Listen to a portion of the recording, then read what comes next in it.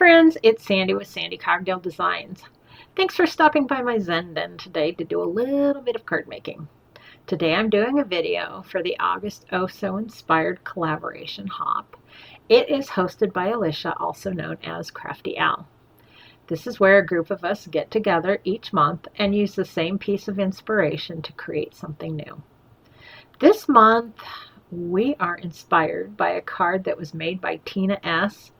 or at Cards and Coffee Time over on Instagram. I just love the bold colors and layers on this card. I will have Tina's card linked down below, as well as our collaboration playlist, so you can hop along with all of us today to see how we were inspired by Verna's card and to make one of your own. For my card, I was inspired by the layers in her background and the bold sentiment. I don't have a lot of flower dies, so I decided to go with a large colored image along with a few smaller die cutout shapes. Of course, I did have to add a large sentiment, just like hers. All right, let's get started. To keep things moving along, I have pre-stamped and colored my image, and I've also pre-cut all of the layers I'll be using to construct. I am using a pattern paper set from Paper Rose. It's called Be Happy. And my first layer here, the black one, I had a border die set from Unity called Notebook Borders Die Set. And that is what I used to cut out that diagonal notebook kind of torn edge there. For the second layer on this right hand corner or right side, I am using a die that is from my stash, and it is a really old die.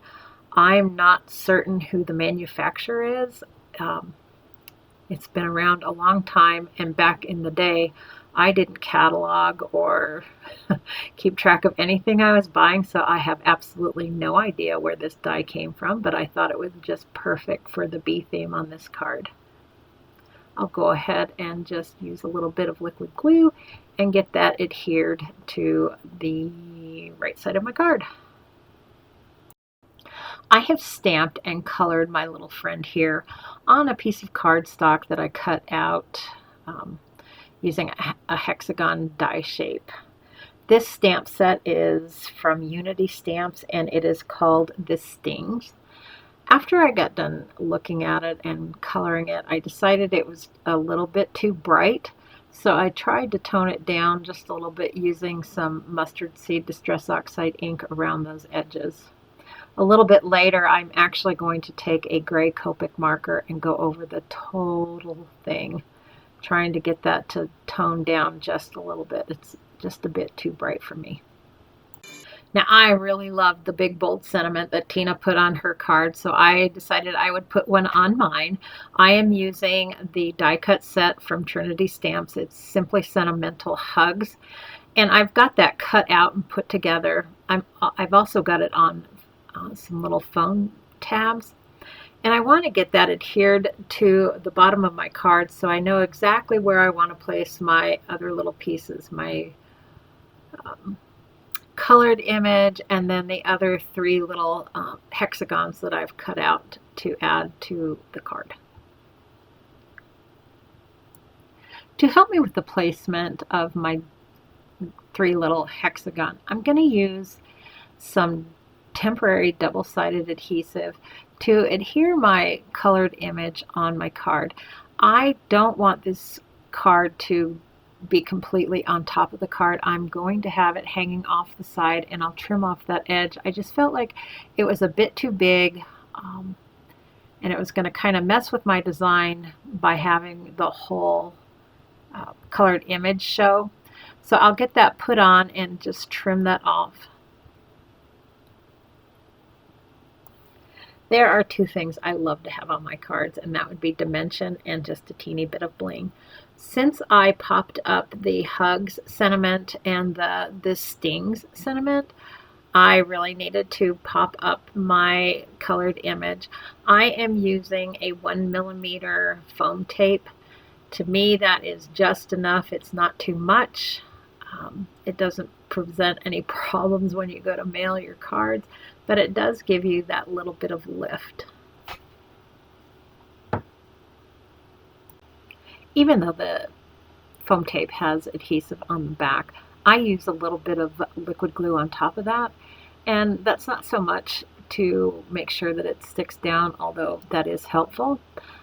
It also gives me a little bit of a barrier so that I can move around that piece just a little bit until I get it exactly where I want it without it sticking to the paper and becoming permanent too quickly for me. This card up to this point is on a pattern paper background that is cut at 5¼ by 4 inches, so I do need to put it on a piece of cardstock.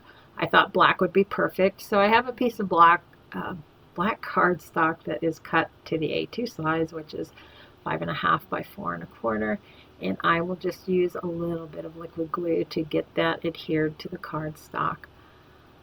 I could use a double-sided adhesive tape, but I have problems with that, and I think it's because our climate here in Colorado is so dry that eventually my tape dries out and then the fronts of my card or my card panels fall off. So I am a liquid glue girl unless I absolutely have to use the double-sided adhesive tape. And here I'm adding a little bit of bling to my card front. I am using Sparkle Spots from Trinity Stamps.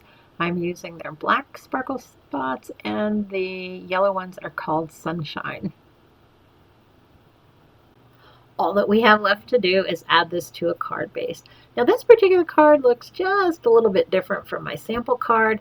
After I got done with it, I thought that I would rather have that sentiment on a red background to kind of tie in with my Little Bees tennis shoes. So I did change that up a little bit. Thank you so much for spending a little bit of your time with me today. Make sure you play along with the hop. Everybody's listed down below. And definitely check out Tina's original creation. Again, it's Tina S, and she is on Instagram. Her handle is @cardsandcoffeetime. I will also link that down below. All right, until next time, bye-bye.